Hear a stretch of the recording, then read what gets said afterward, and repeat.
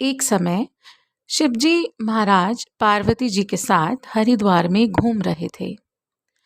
पार्वती जी ने देखा कि सहस्त्रों मनुष्य गंगा जी में नहा नहाकर हर हर कहते हुए आ रहे हैं, परंतु प्रायः सभी दुखी और पाप परायण हैं। पार्वती जी ने बड़े आश्चर्य के साथ शिवजी से पूछा कि हे देवों के देव महादेव, गंगा में इतनी बार स्नान करने पर भी इनके पाप और दुखों का नाश क्यों नहीं हुआ? क्या गंगा में अब सामर्थ्य नहीं रहा? तो शिवजी ने कहा, प्रिय, गंगा में तो वही सामर्थ्य है, परंतु इन लोगों ने पाप नाशिनी गंगा में स्नान किया ही नहीं।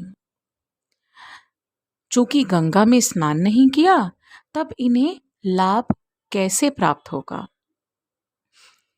इतनी बात सुनकर पार्वती जी ने आश्चर्य से कहा, गंगा गंगा में से तो ये सभी स्नान करके बाहर निकल रहे हैं, सभी तो नहा नहा कर आ रहे हैं, अभी तक तो इनके शरीर भी नहीं सूखे हैं। तब शिव जी ने कहा, ये केवल जल में डुबकी लगा कर आ रहे हैं, तुम्हें कल इसका रहस्य समझाऊंगा। अगले दिन बड़े जोर की बरसात होने लगी। गलियां खचाखच कीचड़ से भर गईं। एक चौड़े रास्ते में एक बहुत गहरा गड्ढा था। चारों ओर लपटीला कीचड़ भरा हुआ था। शिवजी ने लीला से ही स्वयं का एक वृद्ध रूप धारण कर लिया और दीनहीन की तरह गड्ढे में जाकर ऐसे पड़ गए जैसे कोई मनुष्य चलता चलता गड्ढे में गिर पड़ा हो और निकलने की चेष्टा करने पर भी ना निकल पा रहा हो।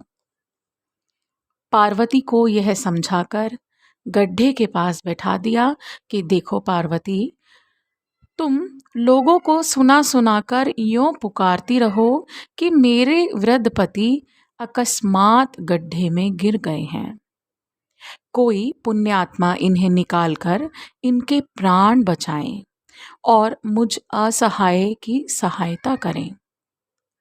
शिवजी ने यह और समझा दिया कि जब कोई गड्ढे में से मुझे निकालने को तैयार हो, तब इतना और कह देना कि अरे भाई, मेरे पति सर्वथा निष्पाप हैं, इन्हें वही छुए जो स्वयं निष्पाप हो।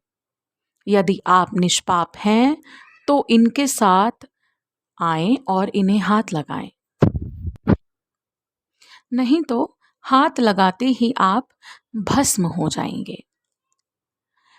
पार्वती तथास्तु कहकर गड्ढे के किनारे बैठ गईं और आने जाने वालों को सुना सुनाकर शिवजी की सिखाई हुई प्रत्येक बात ज्यों की त्यों कहने लगी। गंगा में नहाकर लोगों के दल आ रहे थे। सुंदरी युवती को यों बैठी देखकर कईयों के मन में पाप आया। कई लोग लज्जा से डरे तो कईयों को कुछ धर्म का भय हुआ। कई कानून से डरे। कुछ लोगों ने तो पार्वती को यह सुना भी दिया कि मरने दे बुढ़े को, क्यों उसके लिए रोती है। आगे और कुछ भी कहा। मर्यादा भंग होने के भय से वे शब्द नहीं लिखे गए। कुछ दयालु सचरित्र पुरुष थे। उन्होंने करुणावश होकर युवती के पति को निकालना चाहा, परंतु पार्वती के वचन सुनकर वे भी रुक गए।